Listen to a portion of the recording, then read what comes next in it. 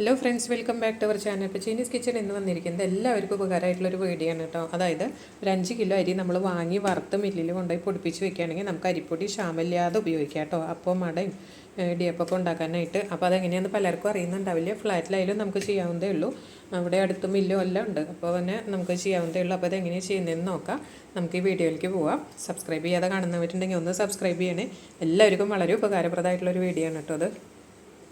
അപ്പോൾ അത് പകുതി അരി വെള്ളത്തിലിട്ട് കഴുകണം. ബാക്കി പച്ചരി ഇതിലുണ്ട്.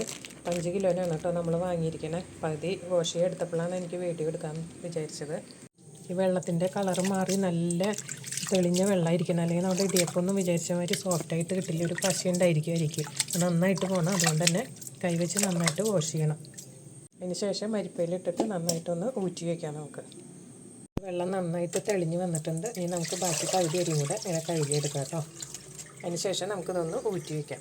അപ്പോൾ അരി കഴുകി നന്നായിട്ട് ഊറ്റി വെച്ചിട്ടുണ്ട്. 1 മണിക്കൂറിന് ശേഷം നമുക്കിതൊന്ന് കൊണ്ടുപോയി പൊടിച്ചെടുക്കാം. 2 അരിപ്പിലാണ് കേട്ടോ വെച്ചിരിക്കുന്നത്, ഒന്നിൽ കൊള്ളാത്തത് കൊണ്ട്. 1 മണിക്കൂറിന് ശേഷം നമുക്കിതൊന്ന് അരി പൊടിക്കാൻ കൊടുക്കാം. മില്ലിൽ നിന്ന് അരി പൊടിച്ച് കൊണ്ടുവന്ന് കഴിഞ്ഞാൽ നമ്മൾ കുറച്ച് നേരം തുറന്ന് വയ്ക്കണം കേട്ടോ. ഒരു കവറിലായിരിക്കും നമുക്കിത് കെട്ടിത്തരിക. അപ്പോൾ അതുകൊണ്ട് തന്നെ നമ്മളിത് നന്നായിട്ട് തുറന്ന് വെച്ച് ചൂടാറിയതിന് ശേഷം മാത്രം ഇങ്ങനെ കണ്ടെയ്നറിലാക്കാൻ പാടുള്ളൂ കേട്ടോ. ഈർപ്പത്തോടു കൂടി തന്നെ കണ്ടെയ്നറിലാക്കരുത്. അപ്പോൾ നല്ലോണം തണുത്തതിന് ശേഷം മാത്രം നമ്മളിങ്ങനെ പാത്രത്തിലാക്കി വയ്ക്കുക. അപ്പോൾ അതാ നമ്മൾ 5 കിലോ അരിയൊക്കെ പൊടിച്ച് കൊണ്ടുവന്ന് വറുത്ത് പൊടിച്ച് അപ്പത്തിനുള്ള പാകാക്കി കൊണ്ടുണ്ട് അങ്ങനത്തെ ഒരു കണ്ടെയ്നറിലാക്കി വെച്ചിട്ടുണ്ട് കേട്ടോ. അപ്പോൾ എല്ലാവരും ഇങ്ങനെ ചെയ്യുകയാണെങ്കിൽ 2-3 മാസത്തേക്ക് നമുക്ക് അപ്പം ഉണ്ടാക്കാനോ അട ഉണ്ടാക്കാനോ അതുപോലെ തന്നെ ഇടിയപ്പം എല്ലാം ഉണ്ടാക്കാം. പുട്ടുണ്ടാക്കുമ്പോൾ കുറച്ചിതും പകുതി പുട്ടുപൊടിയും കൂടെ മിക്സ് ചെയ്തിട്ടാണ് കേട്ടോ. തരിയുള്ള പുട്ടുപൊടി പകുതി ഈ അപ്പപ്പൊടിയും കൂടെ മിക്സ് ചെയ്തിട്ടാണ് പുട്ടുണ്ടാക്കാറ്. നല്ല സോഫ്റ്റ് ആയിട്ടുള്ള പുട്ടും നമുക്ക് കിട്ടും. അപ്പോൾ ഇനി എല്ലാവരും തീർച്ചയായിട്ടും ഇങ്ങനെയൊക്കെ ചെയ്ത് വെച്ചാൽ നിങ്ങൾക്ക് അരിപ്പൊടിക്ക് ബുദ്ധിമുട്ടുണ്ടാവില്ല. നമ്മൾ കടയിൽ നിന്നൊക്കെ വാങ്ങുമ്പോൾ നല്ലൊരു വില തന്നെയാണ്.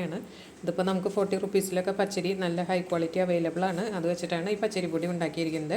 അപ്പോൾ ഈ വീഡിയോ എല്ലാവർക്കും ഉപകാരപ്രദമാണെന്ന് വിചാരിക്കുന്നു. അപ്പോൾ ഇങ്ങനത്തെ വ്യത്യസ്തങ്ങളായ വീഡിയോ ആയിട്ട് ചൈനീസ് കിച്ചൺ വീണ്ടും വരുന്നതാണ്. അടുത്തൊരു അടിപൊളി വീഡിയോ ആയിട്ട് വരുന്നതായിരിക്കും.